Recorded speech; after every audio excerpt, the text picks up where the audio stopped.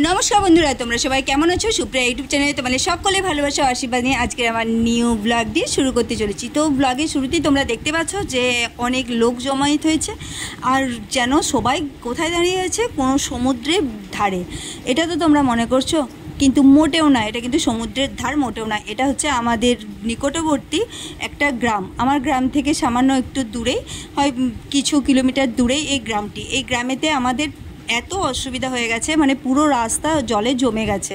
মানে এটা ছিল রাস্তা, যাতায়াতের অবস্থা এতটাই খারাপ হয়ে গেছে, বৃষ্টির জল এসে পুরো রাস্তা দেখো ব্রিজ পুরো ডুবিয়ে দিয়েছে।